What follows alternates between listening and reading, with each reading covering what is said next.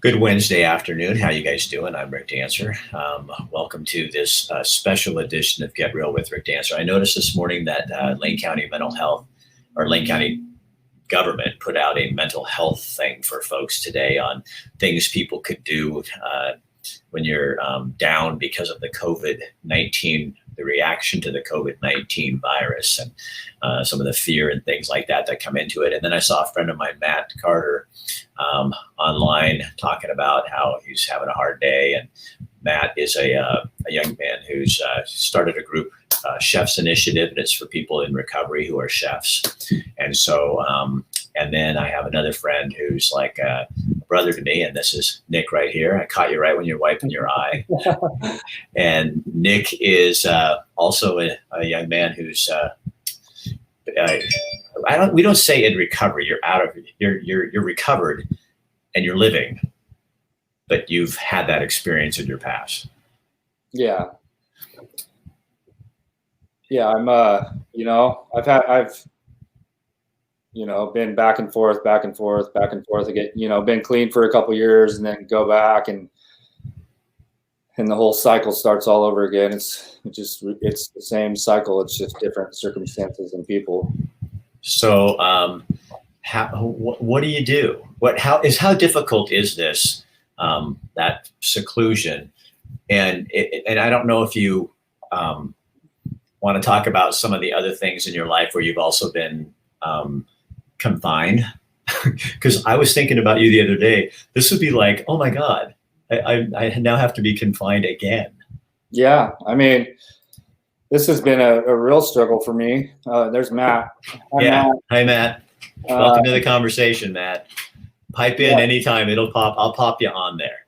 So, I got injured at work in October of last year, and I've been on workman's comp at home. So I've been home since October. And I was already feeling, withdrawn from people and feeling like I can't go do the things that I like to do because my neck is always in pain. And so then, I was just getting to a point where I was about ready to have surgery, and then the coronavirus came. So I've been on quarantine for a long time.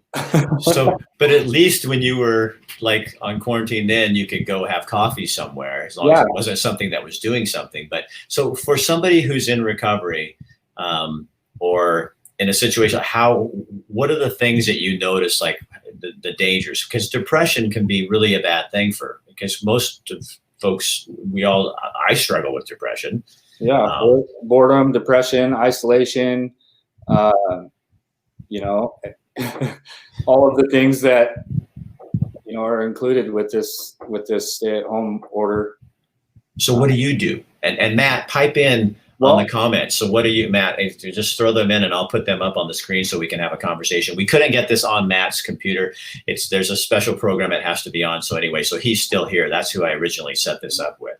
So go ahead, Nick. Well, I'll tell you what, I've been, I haven't taken this very easy. It hasn't been, an easy thing for me. I've been depressed. I've been down. I've been in my head a lot. So what I've been doing to combat that is I've been doing Zoom meetings online, and that's so those like AA meetings, like. Yeah, it's 12-step support meetings. And so you're doing those on Zoom? Yeah, you can go into meetings all over the world right now. Wow. I actually sat in a meeting from where was it at?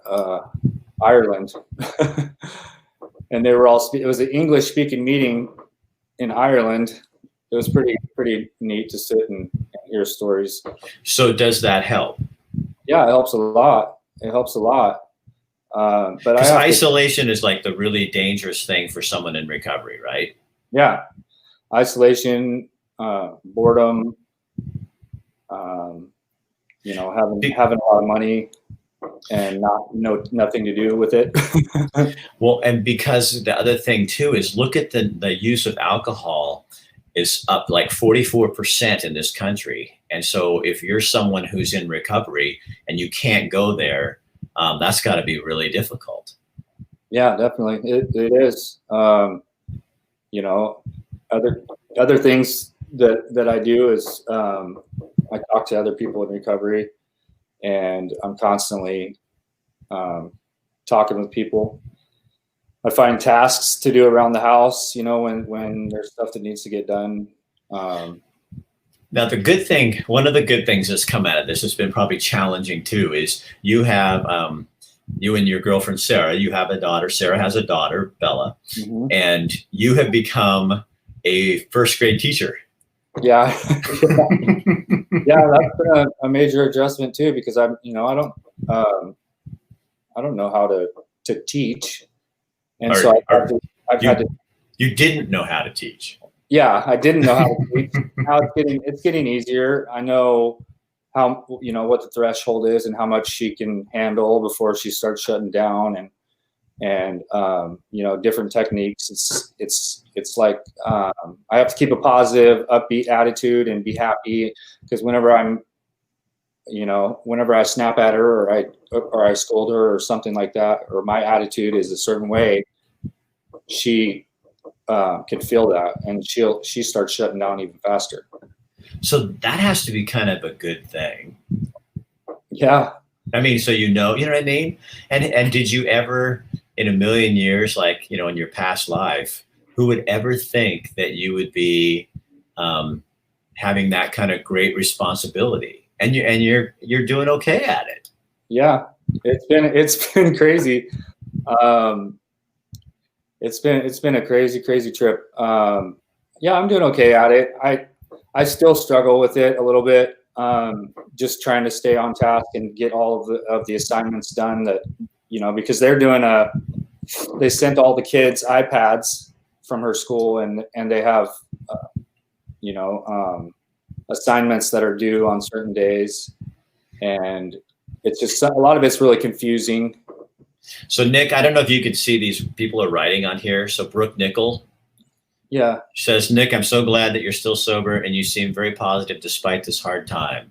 And then Tanya Byers says, love you, Nick. Hi, Tanya. And Matthew Carter says, yeah, within self-isolation lies one of the most difficult scenarios, and that's fear and the issue of being alone. The key is trying to defeat this through mindfulness. Does that mean that you understand what he's saying there? Yeah, it's mindfulness, reaching out, staying busy. Idle hands are the devil's playground. Do you really find that? I mean, that's true. Yeah, 100% true. Whenever I don't have my life full of responsibilities, that's when my life starts to go off track. When I have a lot of responsibilities and I'm taking care of all those responsibilities, and I have a set schedule, it's a lot easier. Colleen Davis, I don't know, Colleen, how to say your last name. It's a beautiful spelling on that name, but this is really great. I think COVID is easier for people in recovery to deal with because we've been through a lot. This is nothing. Colleen, I'll tell you, I kind of feel that way. A lot of people that I know who are like me, cancer survivors, it's the same thing. It's like, I'm not that fearful of this because I've already survived cancer, and that's really scary because the mortality rate is a lot higher. And so, yeah, I totally get what you're saying. But, and I think that you guys in recovery too, you got guts. You know what I mean, Nick? I mean, you and I, we know each other really well, and you are one of the strongest people. And I know you don't like to hear that because you think you're not, because you're inside your head. But I'm saying from the outside, and what I know about your heart is you're like really super strong. Yeah, I don't know. I've been through a lot. I have a lot of life experience. I know the things that I don't want to do, and the things that get me in my head and back into trouble again. So how? Tell them how does your music help you? My music helps me because it gives me something to do. It gives me something that I'm passionate about and I have a lot of drive in me for. And when I'm making music, it's like I call it the color of music. When you step into the color of music, it's like going into the zone. You don't even, this world doesn't even matter anymore because I'm in the zone, in the color of music. You know, when I'm writing music and you know, working on songs and stuff like that, it just gets me out of my head. It gets me out of the world, and it gets me, you know, focused on something else. Zach Dolan, you know Zach? Yeah, Zach. Zach is a friend of mine. He says you're amazing, dude. Keep making the music, bro. I only know Zach because we have the same hair issues. Yeah, Zach and I go back a pretty long time, and he's a good guy. I know a lot of his family, and you know, we've been on both sides of the fence. I won't just divulge his story, but you know, I've been to prison 4 times, and I've been in prison over 10 years of my life, and I'm just I don't want to go back. I don't want to go back to that. Well, I don't want you to either, because if you become my friend and then I love you and then you go back to prison, I'm gonna slap you. So have you written any songs that are like, that are new that, you guys, I'm not kidding. I wish you had your little machine there. I'd ask you to say, I'd really embarrass you. Yeah. Yeah. I've been working on a few different songs, but I haven't recorded anything in the last few days. But I'm constantly in contact with a guy down in Vegas. He makes beats and stuff like that. And I bought a couple beats packages from him, and they ended up being the same package. And I emailed him and said, hey, I really don't appreciate spending this much money on these beats, and then you send me the same package twice. So he emailed me back and sent me like hundreds and hundreds of beats, and every Really? like every week he sends me all kinds of instrumentals. Like, he just constantly sends me stuff, so now I don't ever have to buy any. So when you're doing your music, what does that do to your heart and your head and your soul? It lets me express emotions and stuff that's coming out of me, you know, feelings that I have inside about the times and the tribulations of things that are going on in life right now. And David Brown right there is my cousin, and I love you, David. He's my favorite cousin. So now all the other ones just got slapped. Yeah. So, yo, what's up, Rick? Lions, Oregon is watching you. Hi, Annie.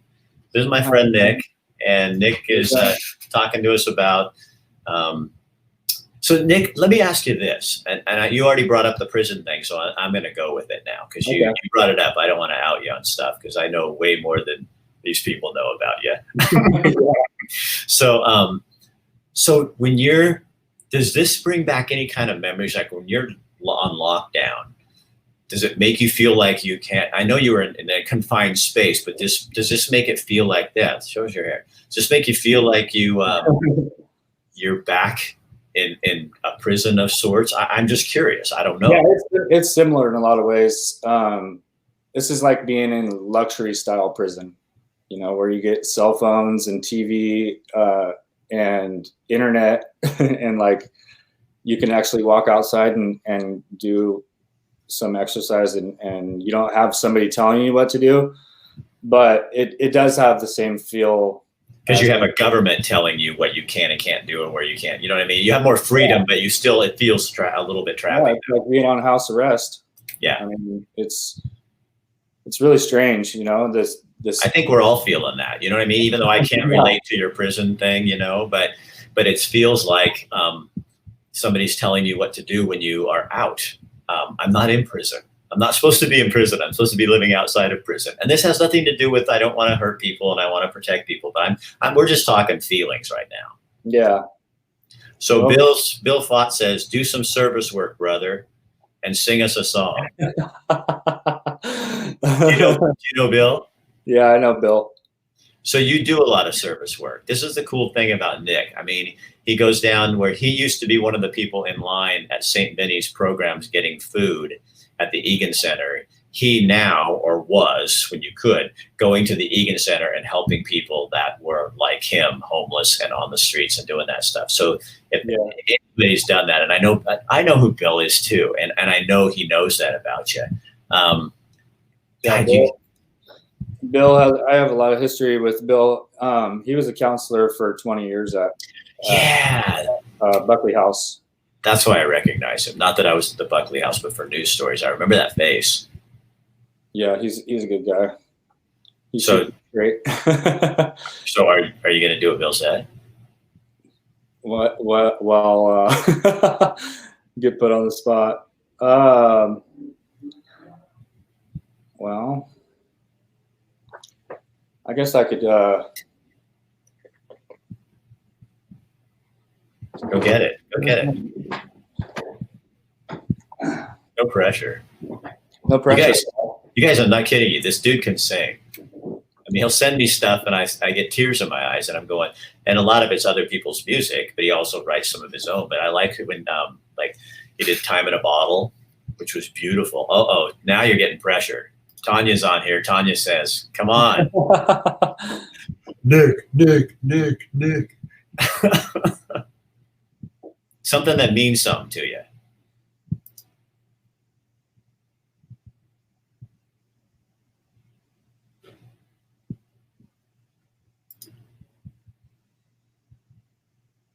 Tanya, are you asking or are you saying? Because he really can. She said, "Can he sing?"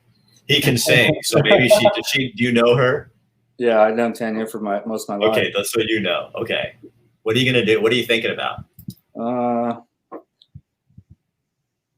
I'm going to put this right here. Matt said, "You're amazing, Nick. Keep inspiring and stay strong, brother. A lot of people need positivity." You know what, Matt? Isn't that true? I mean, all of us. I don't care where you are with this whole thing, recovery, non-recovery. I mean, God, we're all in recovery of something, I think. Life. It's like, oh. Yeah. All right. So.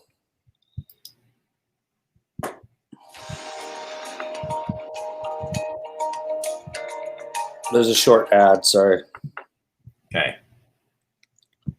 I don't know if you guys will be able to hear it. Yesterday, all my troubles seem so far away. Now it looks as though they're here to stay. Oh, I believe in yesterday.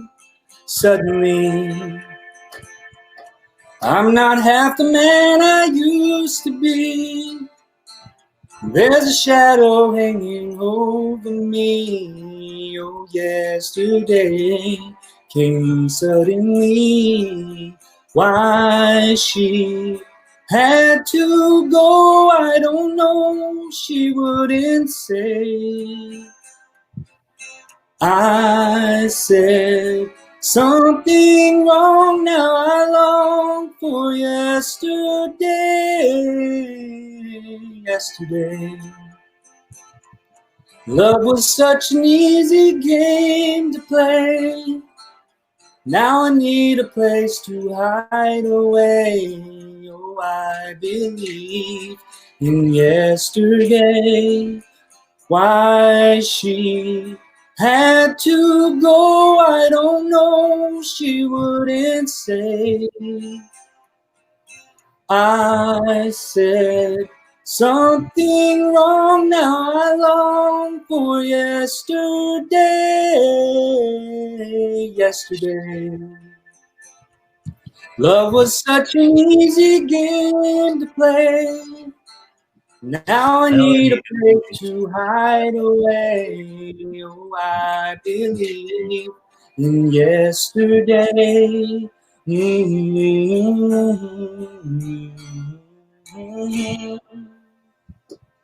That's awesome, dude. That was really good. Made me get tears in my eyes.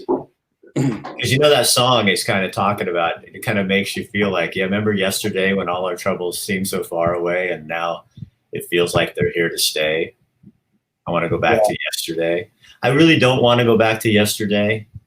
I know. I don't want to be the Rick Dancer that was a month ago. And you don't want to go back to yesterday, to the Nick that was, 6 years ago or 7 years ago. No, I don't. But I would like to go back to the Rick Dancer and the Nick that was about like 6 weeks ago when we were going up to the Forest Work Camp and that. So that's the Rick and Nick I'd like to go back to. That was a fun thing. Ray says, love your testimony of deliverance and life in Christ. It inspires me to see the freedom you now experience and the gift God gave you being used to help others and pursue freedom. That's Ryan. He's one of my church family. You're right, Ryan. He is. There's just, what I find is, and I mean, I'm just being really, how we do. I find people like you and folks who've been through hard shit, it's so much more, it's so much easier to be around you because it's refreshing, because it's real life. You know what I mean? And you don't have, you got your shit in your life. I mean, I understand that, but you don't have that. You don't have maybe you don't need the ability to cover it up anymore. Because I know so much about Nick and we've known each other for like 3 months, but we just have these super deep conversations. Oh my God, look at Matthew. So Matthew says, needed this, dude, brought tears to my eyes. Thank you. And you know what, Matt, I just want you to understand, you started this whole thing. So you're the one, I saw you online this morning having a hard day and I thought I'm going to get him on here. And then I thought, I'm going to call Nick and see if he'll do this. And so it just worked out, I guess, that you needed to be where you are, Matthew, and maybe Nick needed to be here. And who knows? I'll get you on at some point. But I want you to understand, Matthew Carter, that you being honest and real is what got this going. And all these people are on here benefiting from something that you started. So that's pretty powerful. Man. It is, definitely. I just like just sitting here being around you. Everybody else is out there going, what are they doing? We're having a love fest here. Bella finished her schoolwork early today, so she gets some YouTube time. So she's upstairs watching YouTube right now. And so it gives you time. And then Sarah went to work. Woman. She's at work helping other people with difficulties at Serenity Lane. Mm-hmm. So, man, okay, so hold on, Matthew got some. Definitely, man, thanks. Oh, you're welcome, buddy. So we're not here to give advice. You know what people can do? I mean, if you're having a hard time and you're down and all that kind of stuff, call up your friend like I call up Nick, and you get people on here. You put people on and talk to people and be honest with people. Don't you think honesty is like the huge thing, Nicholas? Yeah, it's a major part. Honesty and just telling people, just like when Matt was feeling like crud this morning, reaching out and saying, hey, I'm struggling right now. That's one of the hardest things to do, is to say that to people when you want everybody to think that you're so strong and you got it together, everything together. To have to ask for help is one of the hardest things to do. But it also, it's too bad that we can't remember that this whole scenario here. So Matt opened that tough door, and that got you and me back. And I realized how much I miss talking to you. And it's like, so he's blessing all these people. So all these people are getting a little bit of this thing because one person was vulnerable. Yeah. And don't you think that's what most people suck at, is vulnerability? And when you do it, it's a scary thing. But once you do it, yes, there are people who might take advantage of that, but there's so many more that it opens doors to go right into a relationship and friendships and stuff. Yeah. It's being vulnerable. It's, letting people into the inside of you. Right. and what's going on in the inside. You know, I've shared everything about everything, you know, about my past and my history and everything with you. And that was, you know, how relieving that was to be able to tell you the truth about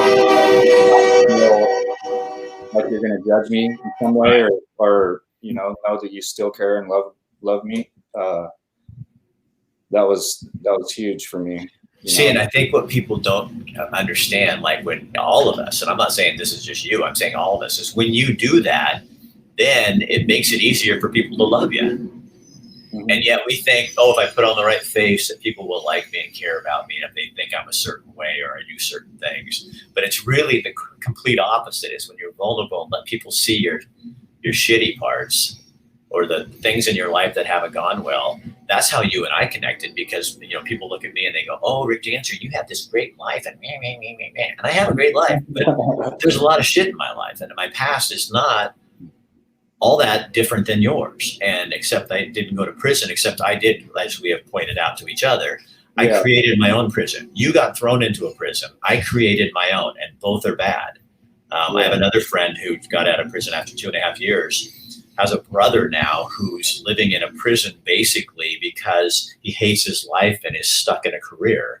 And you think, okay, so was the 2.5 years in prison worse because now you're free? And the other person stayed out of prison, but ended up living in a prison because he doesn't know how to get out of it. Zach says it's like you have to reprogram yourself to let people in and see the real you from where we come from. Yeah. You know, when living in that lifestyle, living on the streets, running, you know, wherever you go, living out of a backpack, people on the street. A lot of those, all of the people that are living on the street have been hurt in some way. And so they're hurting. So, you know, hurt people. And living that lifestyle on the street, everybody is, you know, stealing from each other. You know, I've stole from friends. I've ruined some relationships that I really cared about, you know, doing things that I wouldn't do if I was sober. And just living in that lifestyle has been, you know, it was a really tough transition going, you know, into recovery and having people love on you and stuff. I'm still uncomfortable when Sarah like rubs on me and stuff. And it's not because I don't want her to touch me. It's just I haven't been touched, you know, physically in so long. You know, I've had a lot of times where, you know, I have people are affectionate and I'm like, okay, you know, get away from me. Because that wasn't part of your growing up. Well, I think it stems a lot from my mom's rejection when I was younger, and she had, you know, rejected me and was involved in drugs and alcohol too. So, and you know, that's why it's so important to love on your kids and listen and don't yell, and, you know, find other ways of discipline besides spanking or yelling. You know, that doesn't work. Yeah, I remember the first time I hugged you and you let me. I like long, uncomfortable hugs, so that if people start to get away, then it's like, no, you hold them tighter, you know. And I remember the first time I hugged you and you're like, okay, we're done. And then it was like that. Now you're good at it. Well, and of course, social or physical distancing, we haven't done that for a while, but that'll be back. I'll be hugging you again soon. Dale Leslie, yes to Zach. So, buddy, it is so nice to see you. It's nice to see you too. I love you so much. You know that, right? Good, man. Yeah. And thanks for putting your heart out there and singing for people. I don't think you really know what that did for us.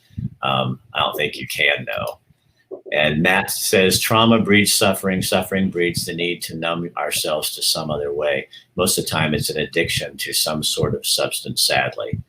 And you guys are proof that you can overcome that. And you're not addicts anymore. You're in recovery. Yeah. And Robin just said on here, thank you both. Thank you, Robin. So you look like you're just on the verge of a tear. I'm I'm I got all kinds of things going on. I got allergies. I'm getting hit hard with allergies. Me I got too. Horrible. my back and my neck is on fire right now. I'm waking up at night and I have to go take an allergy pill because I get a headache. And I'm getting a headache and my congestion and stuff. It's really bad this year. And then you start, of course, in those days when you go, oh my God, it's just Corona. Yeah. I mean, my throat, my my lungs have been rough. Everything. It's like I'm just so sick of going to the cabinet to take a pill for something. It's like a pill for this and a pill for that and a pill for it. It's like I'm I'm burnt out on a pill for. Well, that's a good thing, right? I mean, you should be burned out on pills, right? Yeah. I just got to keep things in perspective. A dear friend of mine, is in recovery from drugs and alcohol too. He is blind, and he contracted COVID-19. And I really care about him and love him a lot. And he's your sponsor, isn't he?